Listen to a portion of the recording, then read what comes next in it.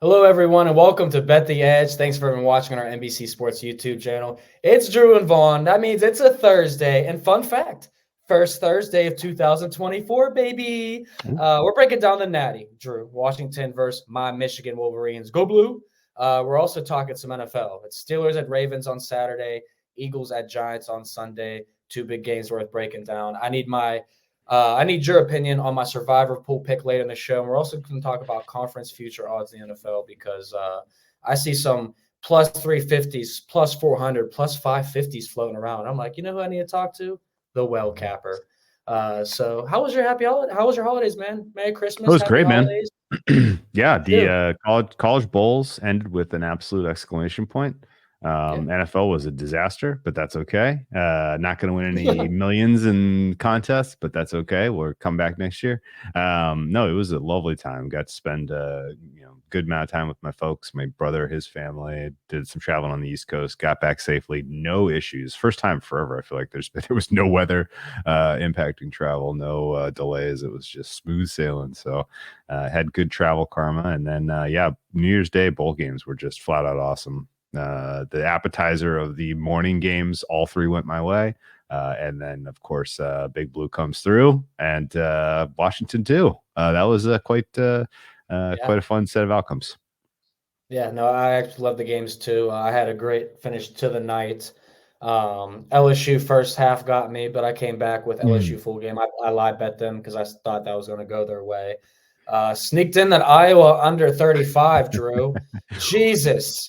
I mean, talk about a fourth and goal or fourth and two on the 3-yard line, and they get down to the one and they don't snap the ball and the under comes through. I mean, college football has been bananas. I love it. And I appreciate you texting me as soon as Michigan beat Alabama in OT too. A few people texted me, and I feel like those people were close to my heart. So I appreciate you, Drew. Let's talk about the blue, man. Blue versus purple. Washington versus Michigan. Wolverines are laying 4.5. The total's at 55.5. And fun fact, I'm in a contest to win a free cabana at Circus Swim in Vegas. Free food, free drinks. I need Michigan minus 4.5.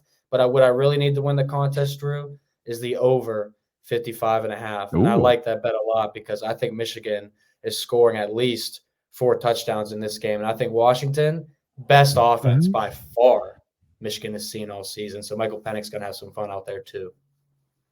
Interesting takes. I could support an over, but I feel like it's going to be a little fragile game state because you're going to need Washington to score garbage time points.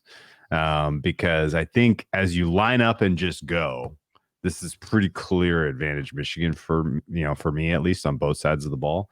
Not expecting a big air it out game from the Michigan quarterback because he is a little bit prone to doing some things that make you scratch your head. But that said, the Michigan trench warfare is going to be outstanding this one. So they're going to be able to create some holes. You'll have some explosive plays in the run game.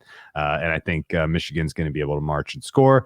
And then on the flip side, that D line for Michigan coming in rested and ready and kind of on fire early in the game, I think is going to be hugely impactful. You saw some times, I thought, during the Sugar Bowl where the Texas D-line kind of made their impression on that game. And I think there's going to be a healthy serving of that from Michigan. So I'm with you on Michigan 4.5. I was leaning towards under just because I thought, man, there's a realistic chance here that Michigan just puts a lid on them and wins this thing ugly 31-7 kind of deal. But I hear your points, and actually, like, no shade on Michael Penix Jr. Like, he's amazing. He's got an awesome set of weapons. They may hit some explosive plays. With their backs against the wall, they're going to have to air it out. And if those kind of explosive attempts in the second half of the game come through for Washington, I think you could be talking about threatening this total. So most likely outcome for me: Michigan first half under, Washington second half over, and I think Michigan wins and covers. And I think the total's probably a little bit of a tougher handicap, but I'll ride with you on the over if you're feeling it. Yeah, no, I mean, Michigan should have had a lot more points against Alabama. I mean, they had a couple, errant throws where it's right behind a receiver trips and falls. They had a couple penalties not go their way. Of course, they had the punts where the receiver, fumbled the punt, and Alabama got the ball there, ended up scoring. So Michigan could have done a lot more damage in that game. It was definitely theirs for the taking. They let Alabama hang around there. And I wasn't on the Alabama team total in the last game because I liked the over 45, 44 and a half, 45 in that game, which just came through in overtime. Everything came through for overtime for me. But I look at this offensive line for Washington, Drew, and I think it is one of the best in the country, if not the best. They won the award for the best O-line in the country. And that's going to be a little bit of an issue because you saw Michigan, 6-7 sacks on Jalen Milroe. Like, they got after him. They caused the center to have multiple snap issues. And I think that could be an issue here to some degree if they can get pressure on Penix, which not many teams have been able to do, especially Oregon and Texas failed to do that. But I'll remind you too, Drew, I had the under. I cashed out of my over 63.5 in the Washington game last week against Texas. Okay. Didn't play the under, but I took it in my contest. And it looked great until there were 14 points scored in a minute and a half before halftime, final 2 minutes. And that's how quick some of these teams can score. And I think Michigan will have that ability against Washington. So my score prediction, Michigan 38, Washington 27. Washington cuts it. It's 31-20. Washington scores a touchdown late. Michigan breaks one open. Blake Corum down the sideline, scores a touchdown, makes it a bigger game than it was. Michigan wins by 11. What's your prediction? I think it's going to be more like 21-3, 21-7 at halftime. Michigan in complete control. And then, after a scoring drive, we'll make it 28-7. Then there's the Washington has to try to play a little bit of comeback mode to get close. I'll go 31-21.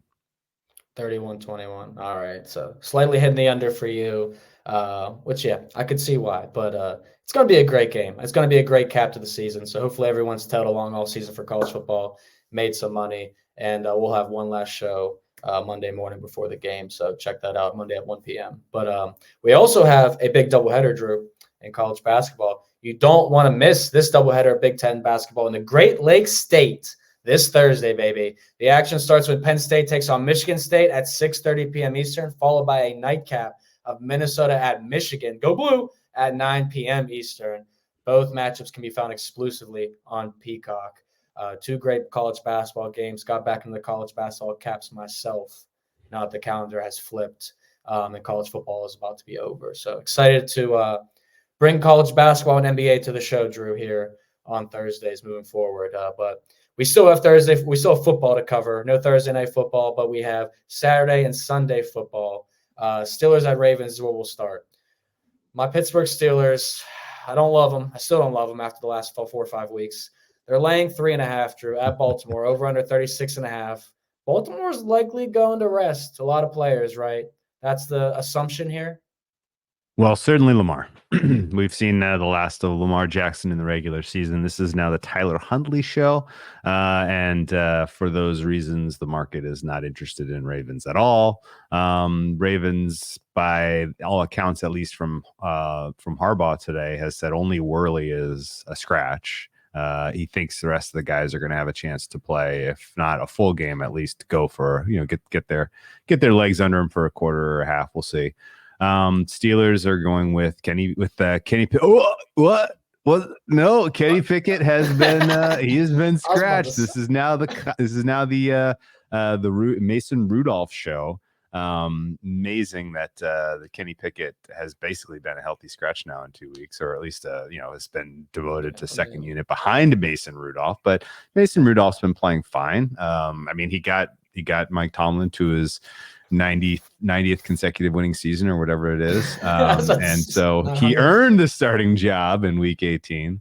But realistically, I think the Steelers have kind of flipped in terms of how you want to handicap them. They're not really anywhere close to as strong of a defensive team as we remember from earlier this season. They're mostly getting it done through the air on offense with a healthy dose of Najee Harris and Warren on the ground. So it's kind of a different vibe. It's a different feeling. It's not the same team that we have the season's worth of data on at all in terms of how they're playing right now. So they can get this win. And the real funny wrinkle on this one, Vaughn, is that it actually behooves the Ravens to lose because a Steelers win keeps the door open for keeping the Buffalo Bills out of the playoffs. Now it's going to be contingent on Miami beating Buffalo, but basically Ravens losing and kind of keeping the Steelers in contention for the 7th seed could ultimately wildly improve their chances of winning a Super Bowl, because I got to tell you, of the teams that can go into Baltimore and win in the playoffs, the Bills are one of them and the Steelers are not. So this is kind of a pretty big opportunity to kind of potentially knock out one of your bigger opponents. So kind of an interesting little subtle wrinkle that I will be keeping my eye on as we see how the Ravens elect to kind of send out players. This has a very kind of preseason second halfy kind of a feel, right? Like this is gonna be guys you've never seen or heard of getting some run for the Ravens. I'm glad you just said that, because I initially liked the Ravens in this spot, but I didn't want to go full game with them. And I was thinking first half Ravens is probably far more appropriate. They'll come out, they'll play physical, play around with the Steelers to some degree, and then in the second half they'll play with their food and leave the door open for the Steelers to win the game. Sure. And this is a lot different playing on January 3rd rather than January 10th. January 10th, you're absolutely taking the Ravens no matter what the number is in the playoffs against the Steelers. But January 3rd, you might consider the Steelers. But full game, Drew, we've seen them do this 2020, 2021. The Steelers had the same exact situations, and they lost those games. They went to the playoffs one year because they got lucky, and they went and got blown out by the Browns. We've seen Pittsburgh fail on this spot routinely too. And I don't see much difference between Mason Rudolph and the past 2 or 3 Steelers teams in January. So I still like the Ravens here, but I would go Ravens first half. So I like your take at the last second. Real quick macro thoughts on Steelers. Clean sweep of the quarterback position for next year. I mean, I would love that. It's not going to happen, but I would love that. I mean, I don't think either of these guys are the answer, but there's an episode earlier in the year where you and I were on the show. We were talking, and I said, I went to Steelers camp 3 or 4 times, and it was pretty clear that Mason Rudolph could throw a football 20, 30 yards more accurately than Kenny Pickett. But you're going to give Kenny Pickett that opportunity to grow and be a quarterback you hope that could be the future quarterback first. But the fact that they gave Trubisky the chance before Mason was simply because of money. It was because of money. And now the fact that you're like, okay, we just got bamboozled by Mitch Trubisky. We're going to eat this and move on from that. It's a little too late for the Pittsburgh Steelers. If Mason Rudolph was the quarterback all season, I'm not going to sit here and tell you this is an 11 or 12 win team. This team probably has one more win. But the offense would have been more capable all year long. And Matt Canada might have had a job still. Throw that out there too if Mason Rudolph was the quarterback, which sounds stupid, but it's very true. I'm telling you. All right, let's talk about one of the jobs of the offensive coordinator is identifying the best talent and going to war with them. Yeah, and I mean, Kenny Pickett throwing 3-yard passes to the running backs out the backfield right away. I mean, not the best offense. Who would have thought? Who would have thought that? Another offense that struggles, Drew. They've had their quarterback carousel this year. I'm sure you've enjoyed the ride of Tommy DeVito and company, but the Eagles are laying 4.5. They're playing their worst football this season, man. Right now, since their bye week, they played the toughest schedule up until the Giants and Cardinals. Coming off the loss against Arizona, you'd like to take the Eagles here, am I right? Everyone wants to know. I'm gonna make a case for the G-men. The Eagles are broken, man. They're broken. Yeah, they look bad. The defense is broken. They can't generate pressure. They're being coordinated right now by Matt Patricia. Matt Patricia is telegraphing what he is intending to do in ways that is making it very straightforward for offenses to make a couple maneuvers, and boom, now you've completely neutralized any semblance of a pass rush. In fact, the over and over and over again theme of rewatching that Cardinals game was, where's Hassan Reddick? Where's Reddick? Where is he? He's your best pass rusher. Why isn't he involved? What's happening? And it was this very clear schematic decision by the Eagles that effectively took him out of the game, and Patricia never adjusted, and Patricia is not the answer, like extremely not the answer as far as a defensive coordinator for today's NFL. And the Giants got to face him 2 weeks ago. And so the idea that the Giants aren't going to have a lot of the same answers for what to do against this Eagles team, and now they're doing it with Tyrod Taylor for a full game, and they're doing it with Jalen Hyatt, who continues to emerge as a real deal threat in the NFL, combined with Slayton, who can now create deep passes, and Wan'Dale Robinson, who's playing well, and Darren Waller, who still has something up his sleeve, and Saquon Barkley, who's playing for his future compensation. Like, there's a lot of guys playing for stuff on this Giants offense, and they get to take on an Eagles defense right now that might be second or third worst in the NFL.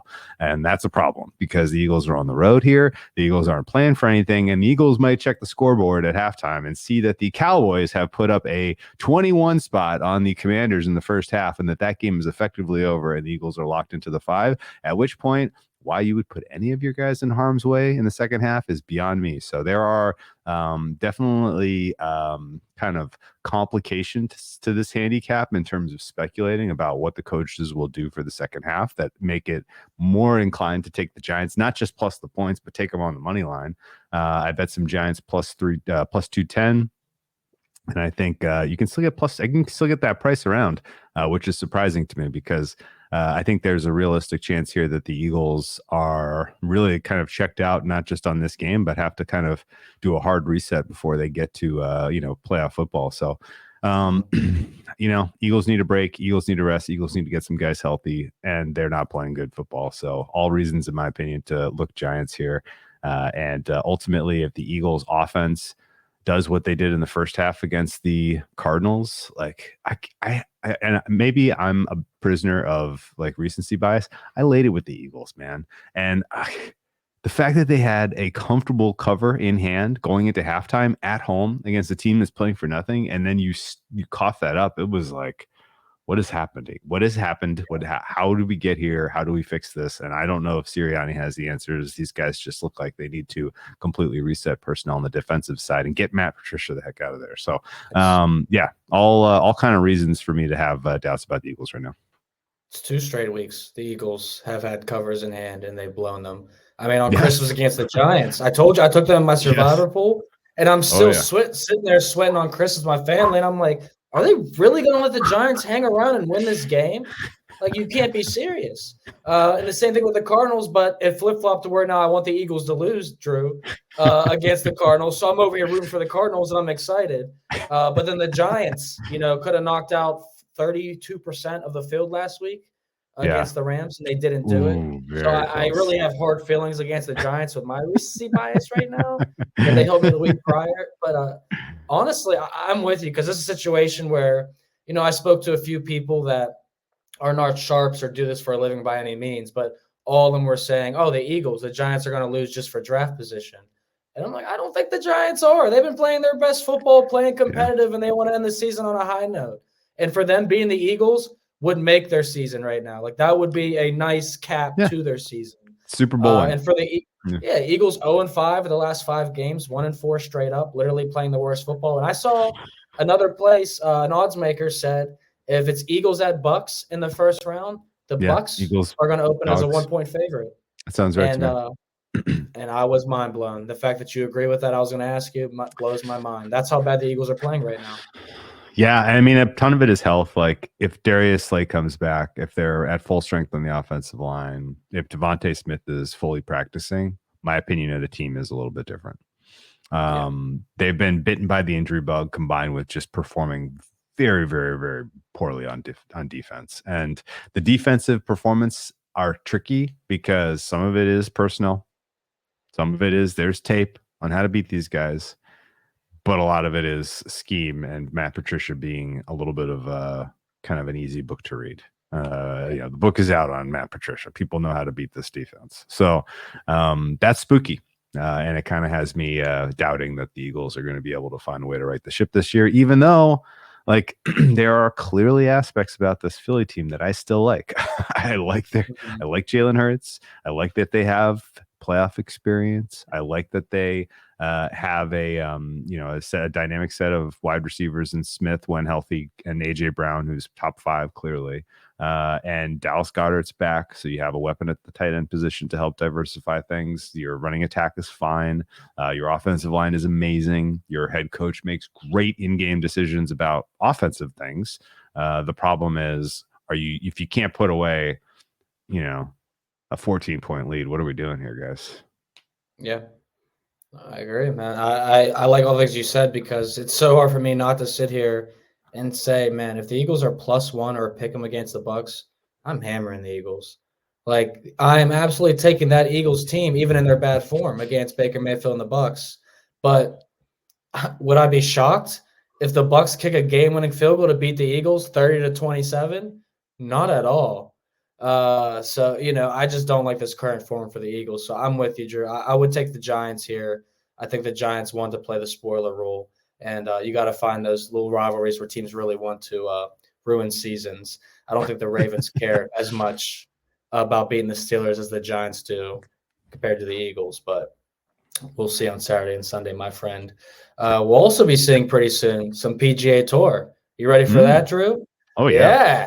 PGA season tees off in Hawaii, baby, of all places. This week, it's the golf's biggest stars hit the links. Luhainu, it's the Century, and you can watch Thursday through Sunday on NBC, the Golf Channel, and Peacock. Any of you been doing some golf capping, Drew? I am a very poor golf bettor. I do not have the Me too. sophisticated models that the market makers do, which means I get my pocket picked when I bet golf. But it's a great tournament. The Kapalua, if you've never been, north shore of Maui, beautiful. And yeah, kind of interested to see, like, get a little read on the state of the area. Like, that's kind of in the area that had suffered from the wildfires, back in the in old 2023. So yeah, definitely interested about the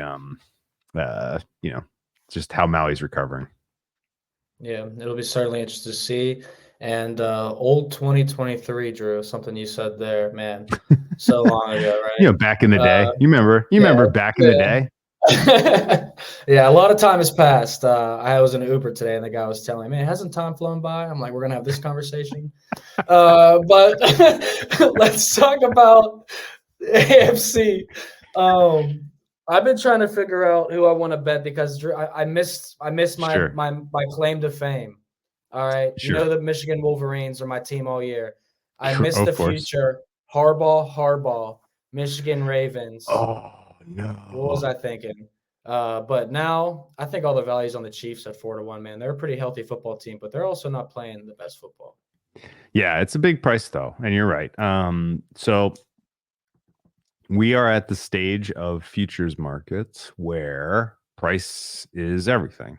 There is a very straightforward way to take expected game lines, like we were just postulating about Bucks Eagles, right? You could take your power ratings and come up with, well, if this team beats this team, their likely next opponent will be this team. What would that price be? What would that money line be? If I roll over these money line prices, am I going to do better than this future price? Like, that's the exercise you have to go through right now to kind of maximize any type of future value in these conference pools. The key for doing that is path. Okay. Because the golden rule about playing futures in anything, right? College basketball, March Madness, Australian Open coming up in tennis, NFL playoffs, a little bit more complicated because it's not a fixed bracket. But what you want to try to get down on is a price that could potentially get better while your team does nothing, right? Path is everything. And the Chiefs do make sense at this price for two reasons. What percent chance did the Miami Dolphins beat the Bills this week, in your opinion? I mean, 40? judging by the market, yeah, I was really gonna say 40? 35 to 45%. Yeah. 45 You being the can bet highest. into the Chiefs right now. The Chiefs are locked into the 3. And if the Chiefs, and then you can kick your feet up and watch Sunday Night Football where the Bills play the Dolphins. Dolphins can knock the Chiefs out of the playoffs. I mean, excuse me. The Dolphins can knock the Bills out of the playoffs. Yeah. Or the Dolphins lose that game, and that's your opponent in the 3-6, right? So you bet the Chiefs, you're drawing a relatively soft, beaten up opponent in the 3-6, or one of the other, the second favorite in your division, the second favorite in your conference gets knocked out before they even play a game, right? So like there is literally one way upside right now on the Chiefs price. Like you could wake up before we've played a single playoff game and their price is going to be better. Now, if we kind of carry that through to, what else, what else is about their path? Like it's pretty likely that the winner of the 2 seed will be will be their opponent in the second round of the playoffs. Now, if that's the Bills, you're not really gaining any value, right? You got a tough first round matchup. The Bills are probably going to be 8-ish points favorites against whoever they draw in that wild card round. And so you're probably headed to Buffalo.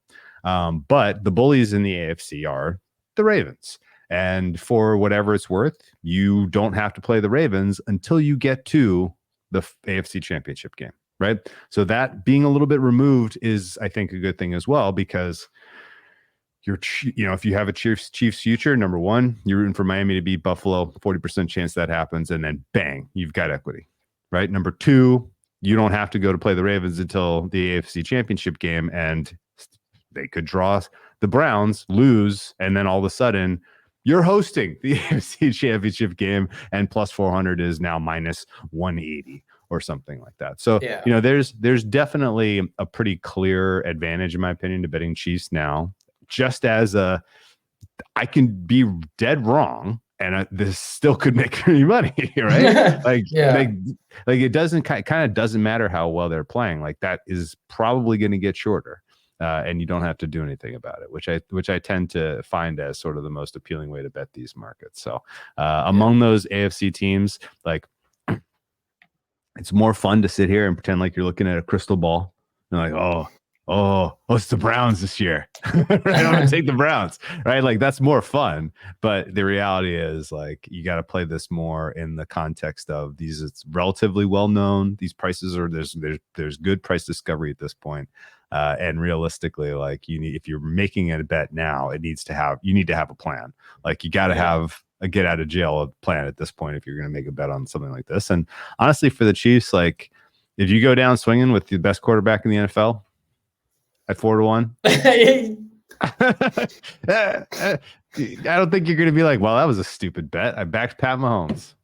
Yeah, and it's like you mentioned too. I mean, it's looking like a 2-team race potentially. The Bills get knocked out. It's Ravens, Chiefs, and you're talking Dolphins, Browns, Jags, Texans, Colts, or Steelers. Like, you're not taking any of those teams against the Ravens or the Chiefs.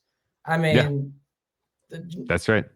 Yeah, the Dolphins aren't beating anyone above 500. There's a realistic chance that I think actually the most likely outcome, if you're going to ask me to predict the AFC, it is that the Ravens host the Browns on Saturday night of divisional weekend, and then Bills host the Chiefs on Sunday afternoon.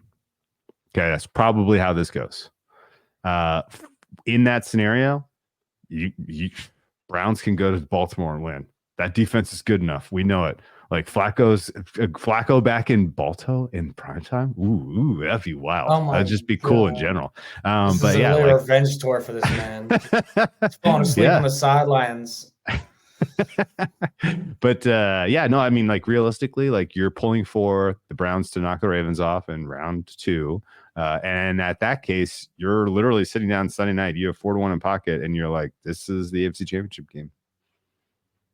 Yeah. Here we go. Like, go beat Buffalo in Buffalo. We can do it. I mean, Buffalo. Here's like the other kind of weird quasi point about this, right? I can't trust them.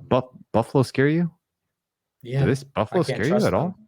No. To play them? Yeah. Oh no, they're chaotic. Them? It's the Alabama of the NFL. Like, quarterbacks said, they're so chaotic. They're gonna give you 7. They're gonna go get 7. They might not score for 3 quarters. They might score 2 touchdowns and 2 drives. Like, you have no idea what you're getting out of Josh Allen, but he's probably going to score a rushing touchdown. That's probably your best bet. But Josh Allen's hurt. Stephon Diggs isn't right. I don't know if he's washed or if he just isn't right. But the offense right now in Buffalo goes through James Cook. He's been their best playmaker the past few weeks. And Allen and Cook. You go to war with James Cook. I'll go to war with Patrick Mahomes any day of the week. Yeah.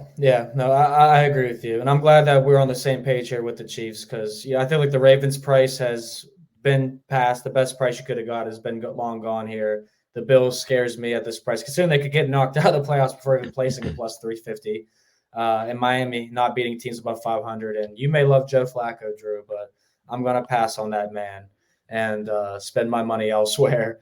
I'd rather spend it at a mall for anything. But NFC, let's cover the NFC. We might as well. I have to ask you. I don't have to ask you about the Eagles anymore. I think we've covered the Eagles at plus 550. I don't think either of them are willing to take Philadelphia here. But how about Dallas at plus 350? Because we can probably agree the Niners are the best team in the NFL. It's seemed like that for quite some time now. Baltimore will have a different opinion on that after Christmas Day. But Dallas Cowboys have been sneakily very, very good all year, and they played everybody competitive, even their losses outside of Yeah. I'm going to take I'm not going to stop anyone from backing the Cowboys. I have Cowboys in pocket. You're going Lions. I bet the Cowboys long time ago. I don't even remember when or why, but I have been taking on them. And never works out, but no. It might have been after like the Cardinals loss, right? Like a lot of people were like, "Oh man, maybe the Cowboys." Oh, when you're all the way down on them. Yeah, people like, oh, they had like 2 blowout wins, and then they had like a little bit of a stub their toe against the Cardinals, and I was like, big deal. It's early. Who cares? Like Cowboys are real. They could win. They could still win the NFC East. They could be the 1 seed. Like I'm going to back them. I don't feel super about them right now for a couple of reasons. Number one, the offensive line is pretty clearly banged up, and number two, the Cowboys defense has structural issues that Dan Quinn doesn't really seem to have the answers for, which is kind of concerning. Like they're playing boomer bust defense instead of bend don't break, right? They're literally playing like we're gonna break defense, which I don't like. I think ultimately that's sketchy on the road in the playoffs. Maybe it doesn't manifest until the NFC Championship game in San Francisco. But depending on the price, I kind of would rather just take the points with Dallas in San Francisco because the market's going to overrate the specific game that we saw. Right? Like, what was that Sunday night game, week 5? Wasn't it like right around 3? It was like a real juicy 3, maybe a 3. Like it was like 3.25. For the Niners, and the Niners just blasted them, and the Cowboys have never really been able to shake the we can't beat a good team kind of kind of moniker. So you could realistically get a big number on them in San Francisco, and I'll probably take that. I will say though that the teams, if not them, who I actually have a pretty decent number on the Rams. I don't love them at 22. But I think Rams and Packers are interesting to me. Rams have to win this week to get the 6th seed to be that interesting because we need to go to Detroit. But the Packers certainly, like Packers and Rams are interesting to talk about because they're more of along the lines of path matters for them the other way, which is for the Niners or for the Rams or the Packers to make a run, they're gonna have to do it them damn selves. And if you're doing it yourself, you're going to be getting pretty sweet money lines at every step of the process, right? Yeah. So I look at like the Rams number, and the Rams number it's deflated because they're already in. But you're going to get a pretty good price on them in the 2-7, 3-6 matchup, and then the 1-6, 1-7 matchup. And just parlaying those two is going to get you close to 20-1, and then you're free rolling effectively in the NFC Championship game. I don't think this is very realistic or likely, but I do think that the market is basically told you that there's only one team that can win the NFC, and I'm not there. Yeah. I think they are clearly head over heels the best team in the NFC.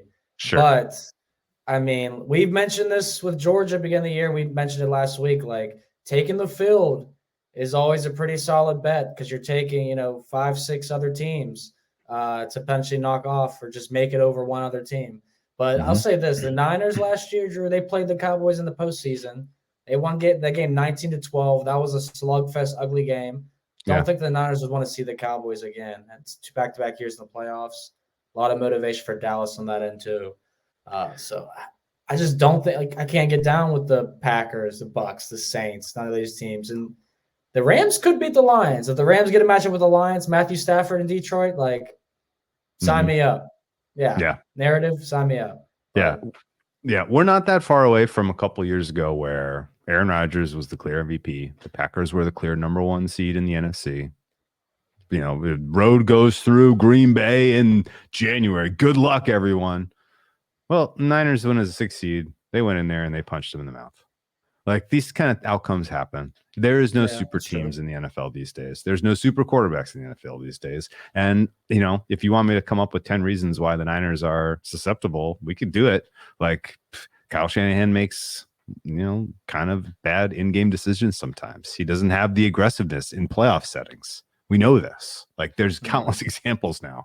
They're a little bit fragile in terms of relying on a hurt Christian McCaffrey, relying on an injury risk Deebo Samuel, having an offensive line that's beat up right now, having Brock Purdy, who only has 2 playoff games in completion under his belt, and a defense that has taken a step backwards this year. So, there are, certainly reasons, I think, to take pause and just kind of say, like, something could happen to the Niners.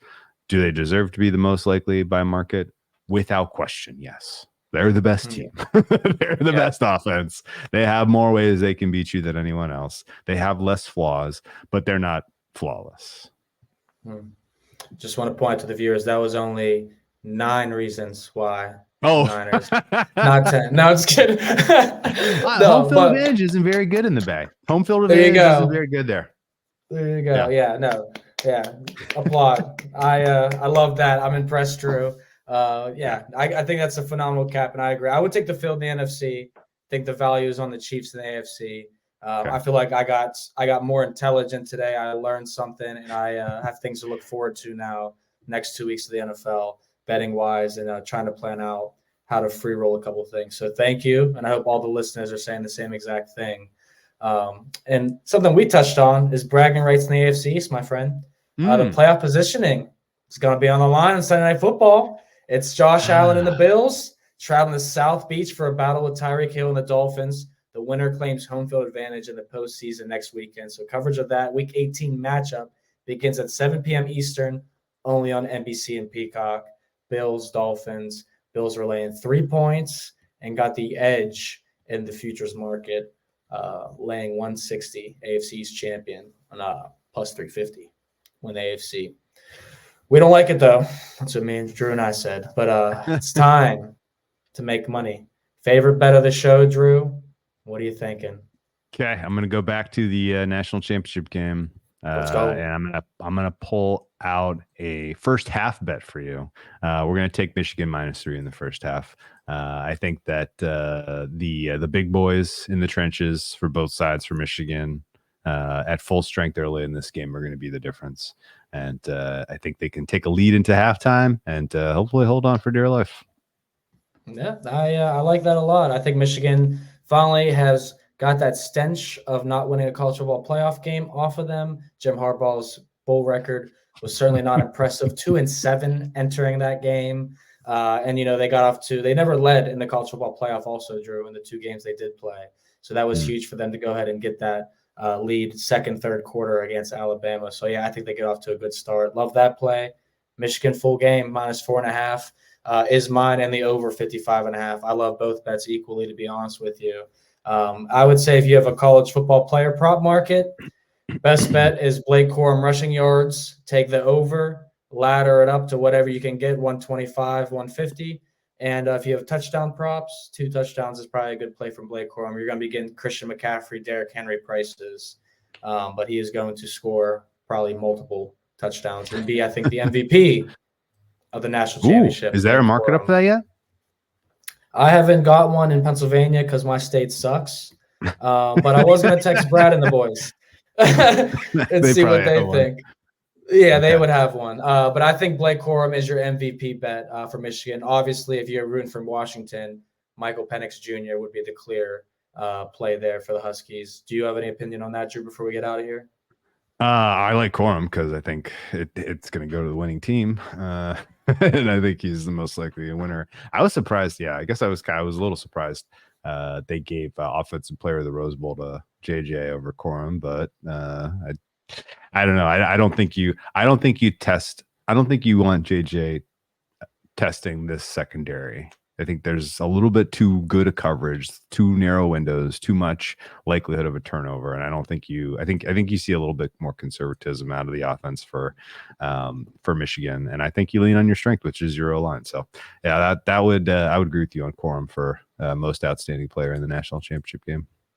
Yeah, certainly should be the favorite, if not the runner-up to that. Run up to J.J. McCarthy more than likely, because the quarterbacks always get the shine, Drew. Never given love to us running backs and receivers. Shame. But another great episode covering college football, NFL, and we'll have hopefully some hoops next week. And you know what I want to do with you, Drew, next week? I'm going to tell producer Dan, we're going to do a white elephant, and we're going to get each other a gift. We're going to place a $10 bet, and I want you to give me a long shot gift, and I'm going to give you a long shot gift, okay? Okay. NBA Finals. I want the NBA Finals market. So look forward to next week with you, my guy. That's a tough one, man. I gave Dan and Raphael theirs today on the Roto World Basketball Show, another great podcast to listen to. And I gave Dan Sixers versus Lakers for 70-1. And I gave Raphael Thunders versus Bucks for 29-1. Those are my two white elephant gifts to them. Oh, those are fun ones. Yeah, so you got to beat that next week. You got next week. You got it, man. All right, everyone. Thanks for tuning in. Thanks for listening. It's Vaughn Dalzell and Drew Dinsick, and also our producer, Dan, behind the scenes, holding us down as always. Don't forget to check out NBCsports.com for all your help and all your wagers. Subscribe, like, all that good stuff. Enjoy your day, and we'll see you next time.